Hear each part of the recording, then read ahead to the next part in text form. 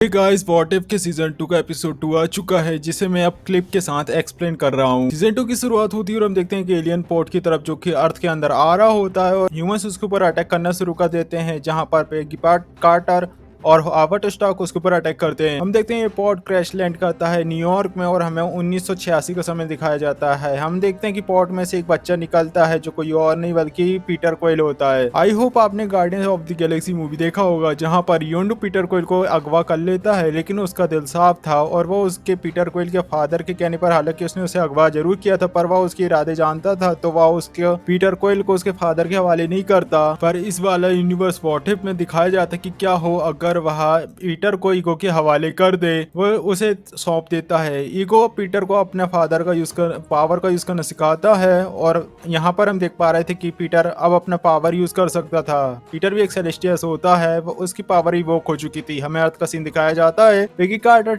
Colonel को बोलते कि हमें टीम बनानी चाहिए, युद्ध शुरू होने वाला है, हमें इस बच्चे को रोकने के लिए स्पेशल लोगों की टीम चाहिए। हावर्ड उन्हें बताता है कि ये समय कोल्ड वॉर एरा का है, कोल्ड वॉर हो रहा है और अब लोग कहाँ आएंगे हमारी हेल्प करने के लिए। पिग बोलते कि कुछ भी करके हमें टीम बनाना होगा। ये बच्चा जो कि बस कुछ ही सेकंड में नियो को तबाह कर सकता है, एक दिन के अंदर वो अर्थ का क्या करेगा। इसके बाद ये लोग अब टीम बनाने के लिए लोगों को रिक्रूट करना शुरू कर देते हैं। हम देखते हैं यहाँ पर ये हैंक को फोन लगाते हैं एंड हैंक पिंग वही पिंक पार्टिकल वाला जो अपनी बेटी होप के साथ लंच कर रहा। तभी यहाँ पर हम देख पा रहे थे हैंक पेन और स्टार्क दोनों के बीच चिट चैट बातें होती है। स्टार्क हैंक पेन को बोलता है कि तुम्हें सिर्फ सीटीवी चालू कर लो, तुम समझ आ जाएगा कि मैं तुम्हें कॉल क्यों कर रहा हूँ। और होप बताती कि डैड आपको ये न्यूज देखना चाहिए, आपके लिए इंपॉर्टेंट होगा। हैंक टीवी देखता है जहां पर वो एक बच्चे को देखता है जिसने न्यूयॉर्क सिटी को तबाह कर दिया था। हैंक बोलता है कि प्लीज हेलीकॉप्टर भेजो, मैं आ रहा हूँ। स्टार्क बोलता है कि वो तुम्हारे छत के ऊपर ही है। और इसके बाद हम देखते हैं हैंक पेन जो कि अपनी बेटी होप के साथ उस हेडक्वार्टर में पहुंच चुका था। ये एक बेस था, यहाँ पर बाकी के हीरोज को बुलाया गया था। हम यहाँ पर विंटर सोल्जर, टचाका और हावर्ड स्टार्क को देखते हैं। ये लोग आकर मिलते हैं और तो और इनके साथ गोलायत भी होता है। और हमें यहाँ पता चलता है कि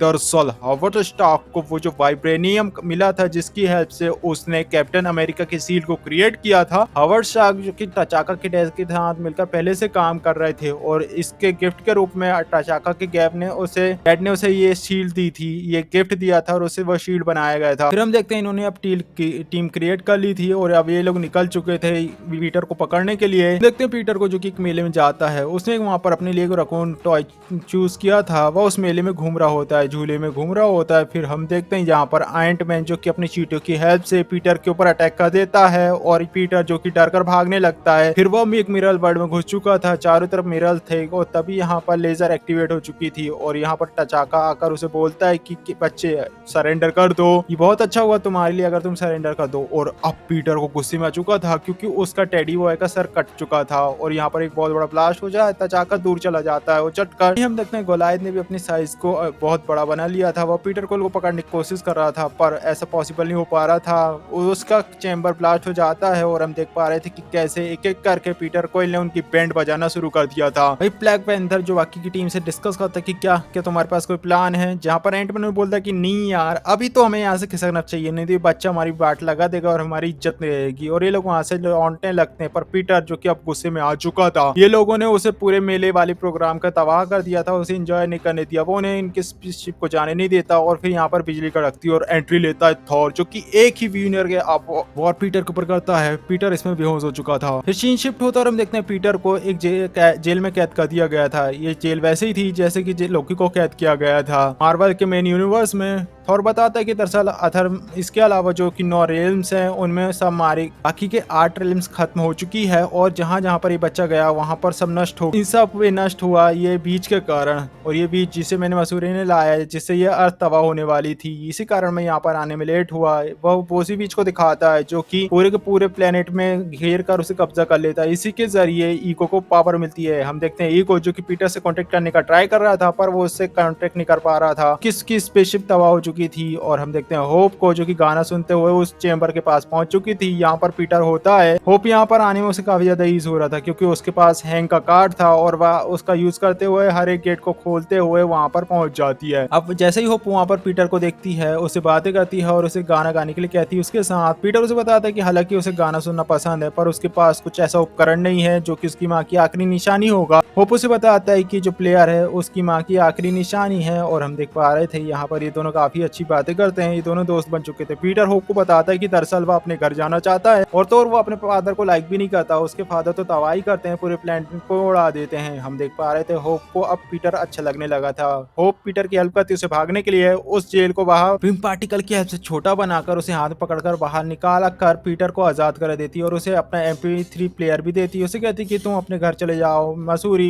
अब पीटर उसे वो प्लेयर नहीं ले रहा था, दरअसल वह होप का था। होप की मॉम की आखिरी निशानी थी, पर होप उसे कन्विंस करती है कि क्योंकि मसूरी दूर है तुम्हें अपना टाइम पास करने के लिए इसकी जरूरत पड़ेगी ही, और वो उसे वहां पर जाने के लिए कह देती है। वो उसे प्लेयर लेकर जा चुका था। वहीं बाकी के लोगों को जब ये पता चलता है तो होप से अगर बात करने के लिए उसके पास आता है। पीटर वहां से जा चुका था। होप सबको बताती कि दरअसल वह एक छोटा सा मासूम सा बच्चा है, उसे अपने घर जाना है और उसे बुराई पसंद नहीं है। वो लोगों को मारना नहीं चाहता। जितने भी प्लांट तबाह हुए हैं उसके पीछे दरअसल उसके पिता यानी कि ईगो नाम के विलन का हाथ है, ना कि पीटर ये चाहता है। स्टार्क उसे बताता है कि मेरा बेटा टोनी भी हर चीज का ब्लेम मेरे ऊपर ही करता है और हैंक पिन भी इनडायरेक्टली ऐसे ही कह रहा था, जहां पर वो भी सोचता है कि कैसे होप की भी थिंकिंग वैसे ही है। भाई विंटर सोल्जर सबके बीच में बोलता है कि अब वह उस बच्चे को मार देगा, बच्चा जो कि इस दुनिया के लिए तबाह करने वाला एक बहुत बड़ा खतरनाक हथियार है। तो और उन्हें बताता है कि जो बीज है जिसे एक सेलेस्टियल कंट्रोल कर सकता है, इस बीज को नष्ट करना आसान नहीं है। हमें से कोई भी इसे नष्ट नहीं कर सकता, मैं भी नहीं। होप उसे बोलते कि शायद पीटर उसमें उसकी हेल्प कर ले, इसलिए वह उसे पता है कि पीटर कहाँ है, पर बदले में उसे ये वे लोग वादा करें कि वे लोग पीटर को कुछ भी नहीं करेंगे, वह उनकी हेल्प करेगी। तभी उनके पास एक सायरन बजता है जो कि अलर्ट का था। उन्हें पता चलता है कि एक और सेलेस्टियल वहां पर आ चुका है और यहाँ पर कोई और नहीं बल्कि ईगो एंट्री ले चुका था। अब यहाँ पर हीरोज दो टीम बनाते हैं, जहां पर इनका प्लान था कि पीटर को जाकर ये लोग मनाएंगे, वहीं दूसरी टीम जाकर ईगो से फाइट करेंगे, उसे डील करेंगे। वहीं हम देखते हैं विंटर सोल्जर जो कि एक तीसरी भी टीम बनाता है। उसका प्लान था विंटर वही ईगो को पीटर को मार देगा। हालांकि उसने इस बारे में किसी को नहीं बताया था, पर स्टार्क ने क्योंकि इस चीज नोटिस कर ली थी उसे पता था। हम देखते हैं ईगो जो कि आकर अब सारे लोगों के सामने फाइट करना शुरू कर देता है। उसने अर्थ से अपने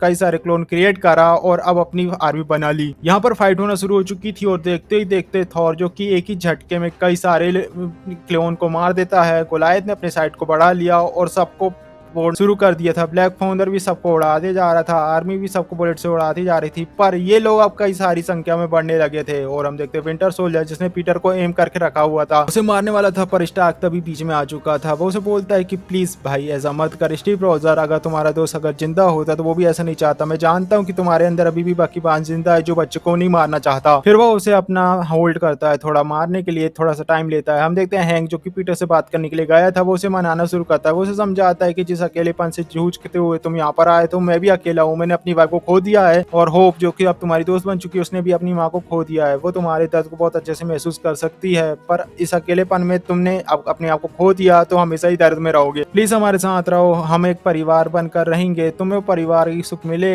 इसलिए तुम हमारे साथ रहो। हैंक ने पीटर को गले लगा लिया था। पीटर ने उसकी बात समझ ली थी और तो और ईगो जो कि अब हारने लगा था तो उसने अपना बड़ा एक बहुत बड़ा स्टैचू बना लिया। वह अर्थ के मेटल और पदार्थ को कंट्रोल करना सीख चुका था। उसने अब एक एक करके सारे हीरोज के ऊपर अपने मटेरियल को फैला दिया। थॉर भी इसमें कब्जे में आ चुका था और हम देख पा रहे थे कि कैसे ईगो ने अब सारे प्लेनेट पर कब्जा किया था। थॉर भी उसके कंट्रोल में आने लगा था और तभी हम देखते हैं अचानक से कि ईगो जो कि उस बीच को बीच से कनेक्ट कर लेता है और उसे ले जा ही रहा होता है। तभी पीटर उसके बीच में जाता है हैंक पिन के साथ। पीटर उसे उस बीच को ले लेता है। उसने उसे अपने आप में ऑब्जर्व कर लिया था और ईगो पर बीम शूट करता है। ये बीम इतनी ज्यादा पावरफुल थी कि इससे वह क्लोन मारा जा चुका था और तो और अर्थ में अब सारे लोग जान बच चुकी थी। फिर हम देखते हैं कि सारे हीरोज मिलकर पार्टी कर रहे होते हैं। ये लोग सेलिब्रेट कर रहे थे अपनी विक्टोरी को, जहां पर हम देखते हैं कि बच्चों को बूस्ट कैट दिया जाता है। ये वही बूस्ट थी, बूस्ट जिसे कि हमने मिस मार्वल मूवी में देखा है, कैप्टन मार्वल मूवी के अंदर। अब हम देखते हैं यहाँ पर जहाँ पर इन लोगों की पार्टी एंड होने वाली थी। थॉर उन्हें बताता है कि हमने जिस ईगो को मारा है दरअसल वह उसका एक वर्जन था, क्लोन। असली ईगो तो अभी भी सुरक्षित है और वो अभी हमारे लिए बहुत बड़ा थ्रेट है, उसे मारना होगा।